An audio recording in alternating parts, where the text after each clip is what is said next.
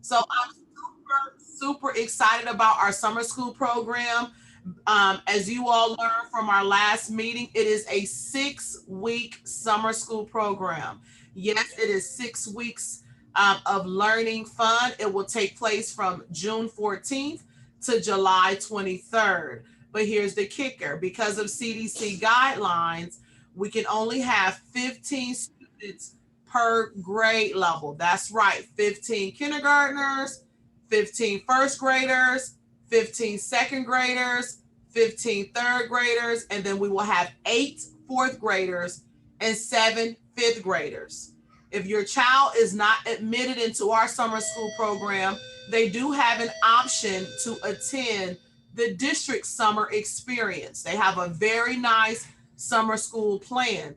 The difference between our summer school and their summer school is this: they are providing transportation from your home to the school site. We're not providing transportation. Both of us are providing lunch and breakfast. Both of us are providing field trips. But here's the difference: their program is 4 days a week and they'll be taking one field trip. Our program is 5 days a week and we'll be taking 18 field trips. The reason why we're taking so many field trips is because we're having construction done on our building. We're getting a new roof, air conditioning, new blacktop for our playground, new bathrooms. So we can't be in our building. So we will meet at Woodward Park Middle School at 9 o'clock, and we will leave for our field trips at 9:30, and we will return to the building to Woodward Park around 1:30, between 1:30 and 2, and all of this will be communicated to parents in more detail for those children who are selected to participate in our summer program. It is going to be based off of 3 different criteria. Okay.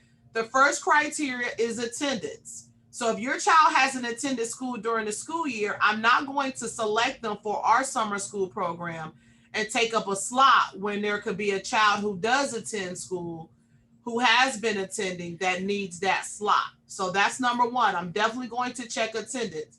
That includes online learning and face to face learning, because our summer program is 3 days face to face and 2 days online. So we need to be ensured that your child is going to attend the summer school program. Number two, we're going to be checking their academics. If your child needs more intervention type of support, this means if they're struggling a little bit more in math and struggling a little bit more in reading, I suggest that they attend the district summer school program, because they're going to have more teachers to provide this instruction. At the Parkmore program, we're providing reading and math intervention twice a week to kindergarten, first grade, and second grade, and math intervention to third grade. Okay. Students will receive school supply and workbooks, but we're doing more of enrichment. Okay. They're being exposed through an exploratory science camp. We're going to be doing a lot of hiking, a lot of outdoor activities, a lot of scientific observational activities using the 8 scientific methods. We will be having some STEM field trips at Skate Zone, Franklin Park Conservatory. We'll be doing some zip lining, doing some cooperative learning. We're going to be mining for gold, going to the caverns. So it is a very involved, exploratory summer school experience. Now, next year, we'll be able to do more of those intervention services, because we'll be in our building where we can undergird some of those students who need that support. So I want you all to understand how I'm selecting. And number three, we need to make sure that students participate. Okay. So we need to make sure we're also looking at those children who participate during the school year. So I don't want people to get upset like my child didn't get into the Parkmore program. We love all of our children. And trust me, I wish that all of our students could attend, but we just don't have that capacity to serve. But the district does have that capacity to serve, and they have a wonderful program. So once students are selected, we will have an additional parent meeting just for those parents of those children who will be attending our summer school program. Also, there will be parent meetings during the summer school program. There will be one parent meeting in June and one parent meeting in July. So I already have cohort A applications. Cohort B, their applications will be going home today. So you want to fill out those applications and get them turned in. Even during the school year, if we were all in, I do this same thing because I don't want to chase behind parents and say, get your application in, get your application in, because our program is a $40,000 program, but we're offering it for free. So the district, I wrote a grant to the district, and they provided me with $35,000, and then I wrote a grant through another organization, and I will find out the dollar amount, but it's probably between $20,000 and $25,000. So, but that is because we can pay for them to go on field trips. We can pay for them to get into the field trips, and most of the field trips we're taking, they're like $10 to $15 admission fees. So once I get the students, I have to move forward. I can't hesitate because I have to prepay for a lot of the field trips. So I don't want anyone to get their feelings hurt or feel like Miss Campbell is being choosy or I'm showing favoritism. That is not the case. That is not my character. I just can't hesitate and waste time and chase behind individuals. I really need us to be attentive and focused and turn in your applications, because when you're talking about 75 students going to a place, you're speaking about $1,200 to $1,400 admission fee. So individuals want to know at these organizations where we're taking these field trips that they're going to get that $1,200 to $1,400 if they're holding these dates for me. So it's a ripple effect. Once you turn in your application, I can turn in money to know which students are going, and I need to know what students will be in the seats. And I have to enroll these students through Infinite Campus so that the teachers can have a separate summer school roster. So just wanted to give you all some background and some understanding so that you all know the process of enrollment and selection and our summer school program. If you have additional questions about some of the specificity, the details of the field trips, please click the link that I sent on Monday, the link I sent through email, text message, and the CCS app. So at this time, I would like to open up the floor for questions for the summer school program. Hi, Ms. Campbell. It's Braden's mom, Cy Coleman. My question was, how is this going to be chaperoned, or are there actual school teachers doing this, or do you have volunteers that are helping out with these children? No, I never use volunteers. It is paid Parkmore staff. Oh, good. So it's Okay. our Parkmore teachers that will be chaperoning. So for kindergarten will be Mrs. Fullerton, our full-time pre-K teacher. For first grade will be Miss Johnson, our full-time building sub. For second grade will be Miss Clark, our full-time pre-K teacher. For third grade will be Mr. Smith. And fourth and fifth grade will be our school counselor, Mr. Moyler. He's providing social emotional learning. And so all of this is on that link that I sent. And I No. will be there. And we have an instructional assistant, Mrs. Campbell, who is my cousin.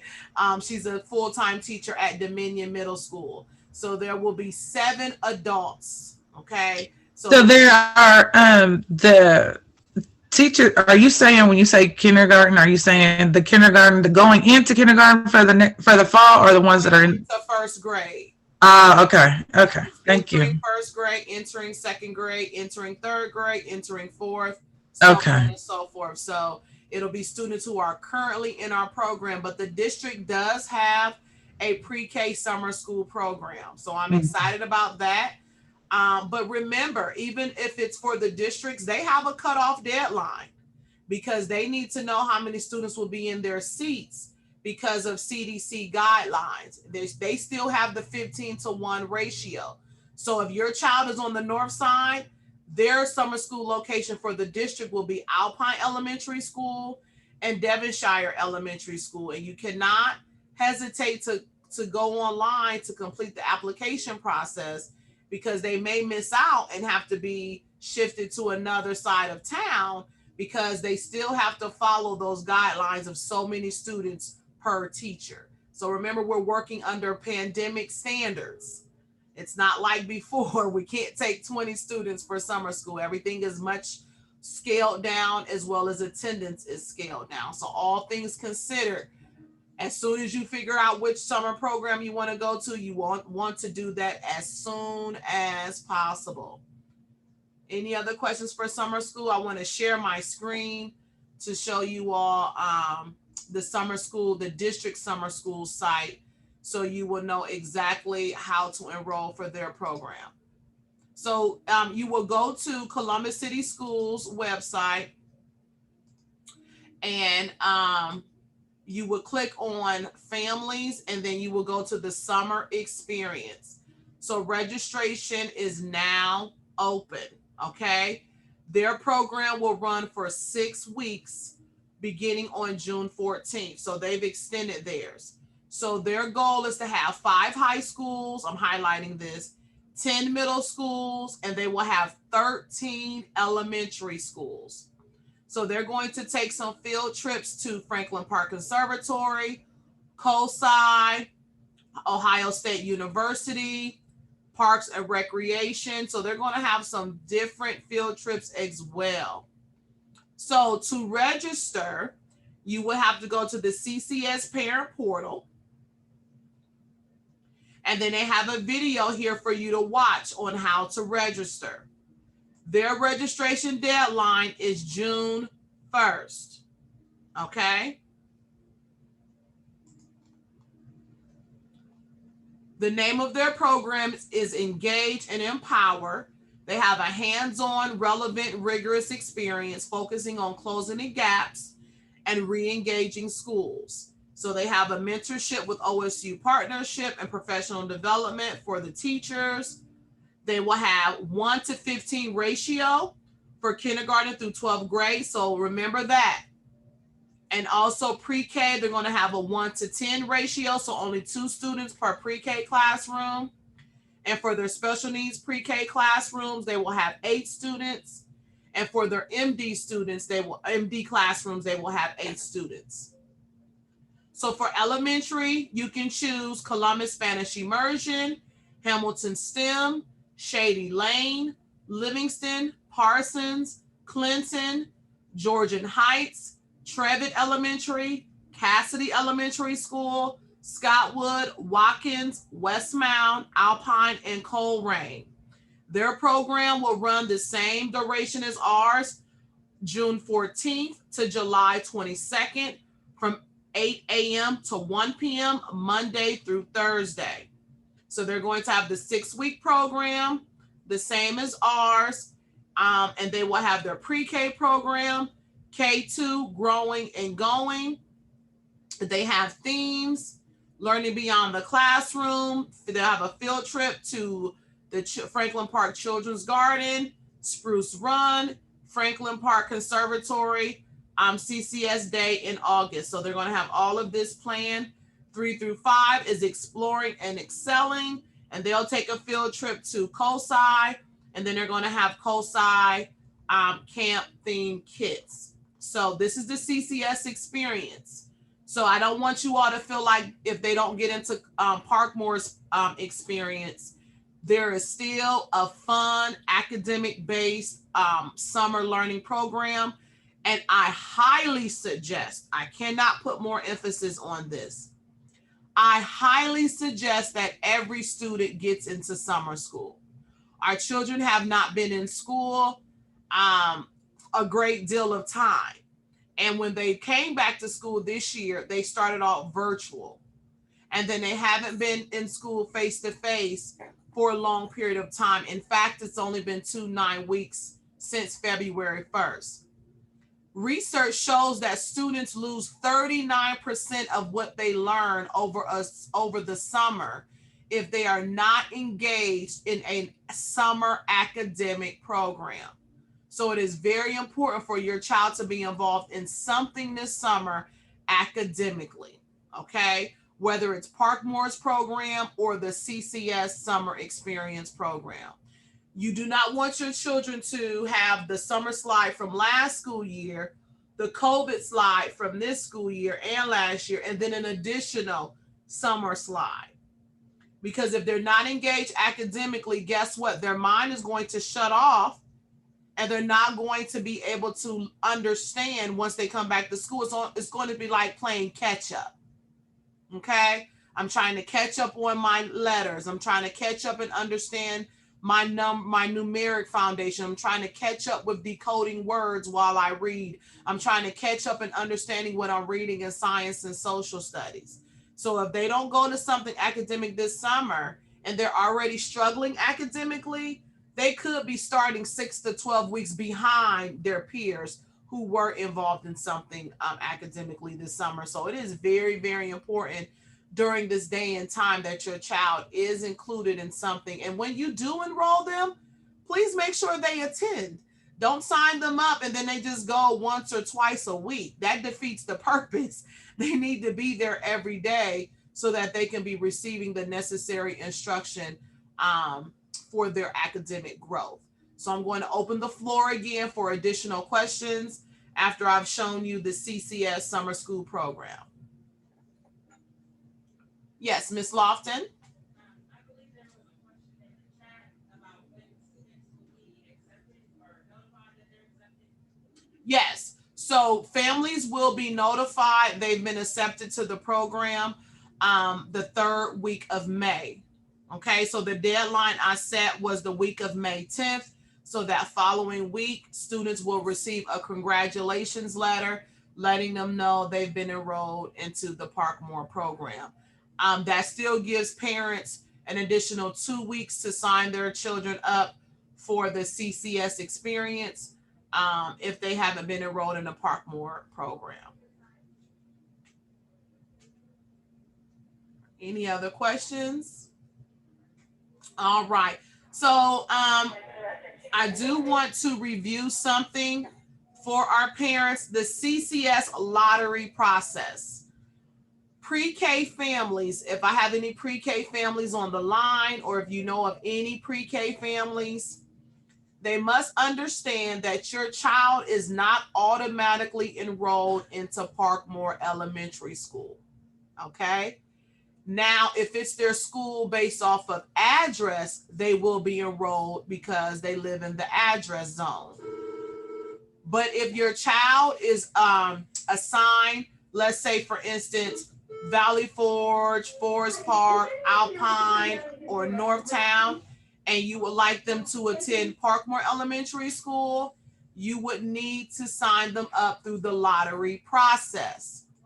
I want to show you that on the CCS website because oftentimes parents are confused about the lottery, okay? So again, you will go to the CCS website, you would click families, and you would click enrollment, okay? You will scroll down here to school choice lottery.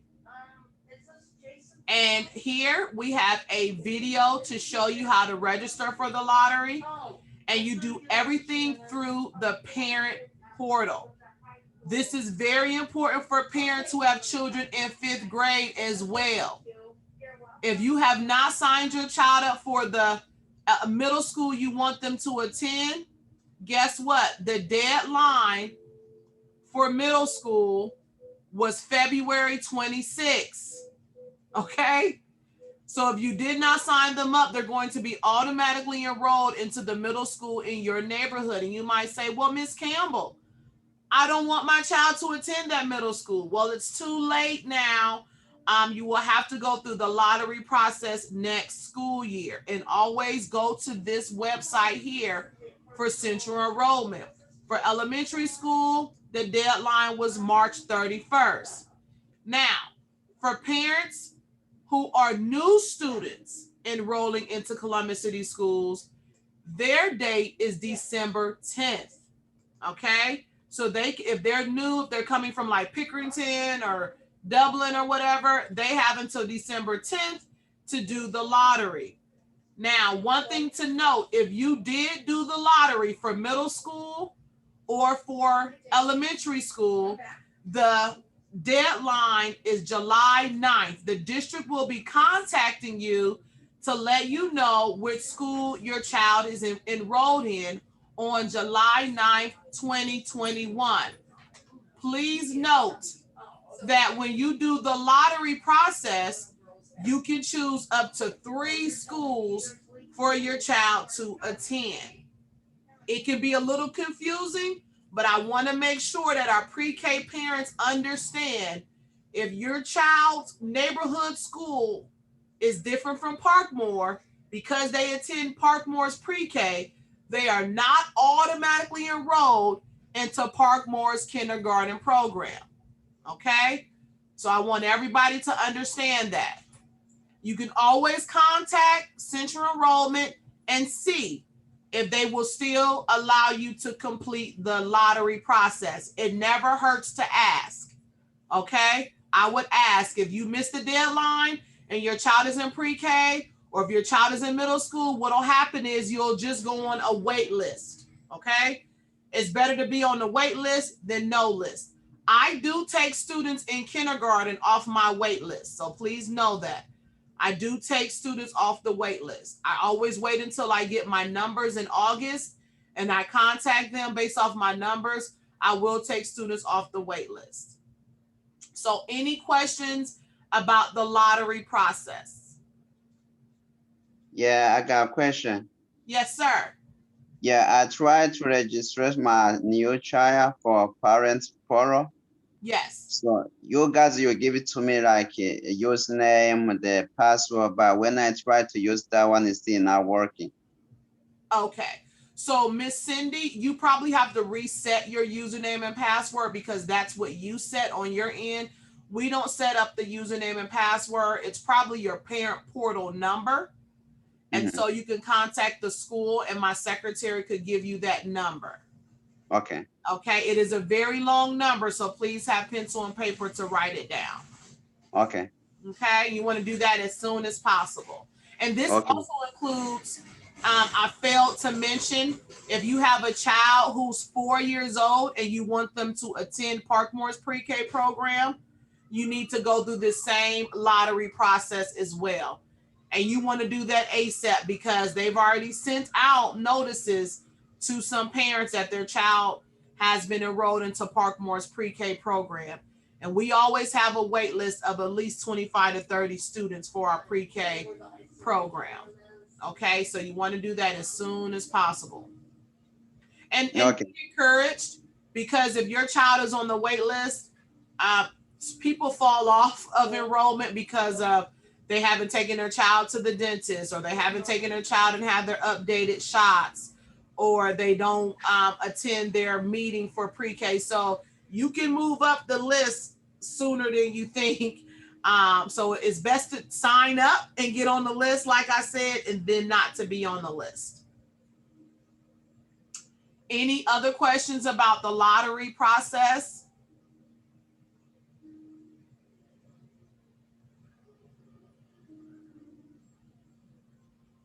All right, so my last topic for our parent meeting today is attendance.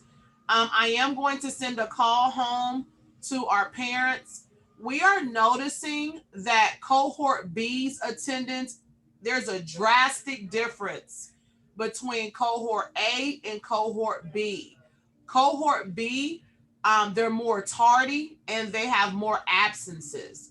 They're also not engaged in their work on Mondays and Tuesdays. Cohort A, they come to school, they're engaged in their online work. So I just want to know, is there some supports that are needed? I'm calling, I'm texting, I'm sending messages through email, the CCS, I'm posting on social media, but that may not be enough.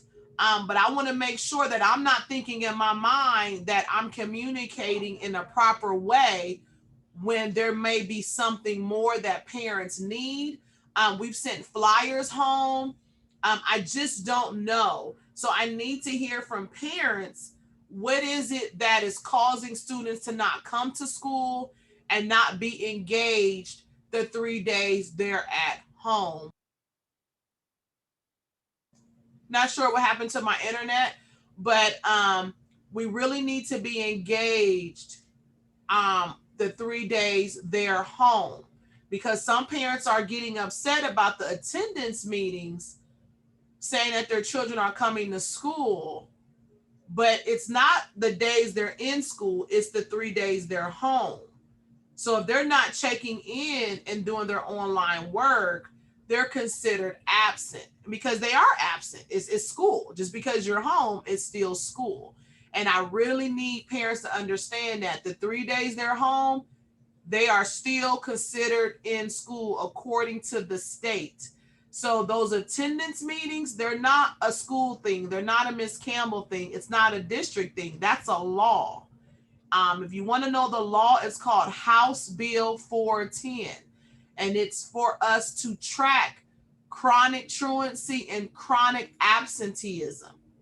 So the state is tracking this through the district. And I don't want parents to be filed education neglect, because that's essentially what it is. If students aren't in school, it's educational neglect. They're being denied an education. So just want to open up the floor to see if there's anything that we can do on our end, if there's anything more that I can do to support attendance.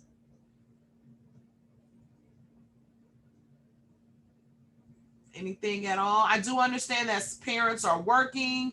Sometimes the babysitters aren't paying attention. Sometimes the daycares aren't paying attention. But we really need parents to instill it in their children that you need to do your work. You need to check in. I know it's a great deal of responsibility, but it's just what we're dealing with in this day and time.